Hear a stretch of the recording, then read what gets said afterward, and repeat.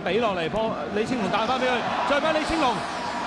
哎呀，走錯位啦已經。阿朴主要只可以遠處啊，李青龍要俾翻近嗰邊啊。科蘭好彩個草地咧就好爛下，搞到科蘭可以順暢攞個波。如果唔係平時咧喺馬體會咧，佢已經係推咗落去㗎啦。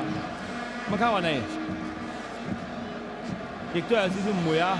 咁啊走過咗龍啦，見到啊艾華路彭利拿，科蘭出翻。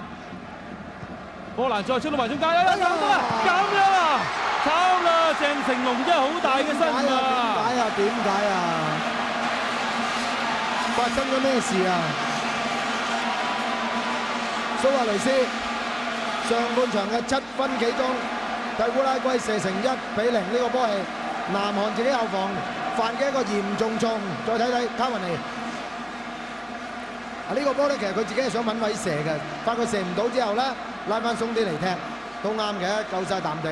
好啦，科蘭嘅傳中佢都諗唔到會有咁嘅效果，出嚟嘅判斷非常曳啊！鄭成龍呢位南韓嘅門將喺前3輪嘅分組賽一直都係由佢打正選嘅。呢個波真係有啲意外啊！其實呢個波都送得埋咗去。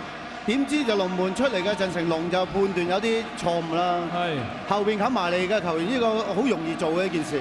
應該就守衞全部預龍門會接嘅，但唔知點解龍門就縮手喎。佢應該要接都接到嘅喎。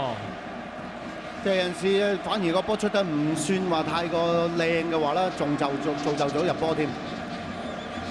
蘇亞雷斯個人喺今屆第2個入球，咁啊希望呢個波咧就不至於話打著咗南韓嘅士氣啦。因為失呢種咁嘅波咧，真係好傷心㗎。係。咁啊，對尼日利亞都落後過嘅，咁希望可以即係用翻嗰道氣追翻上嚟啊！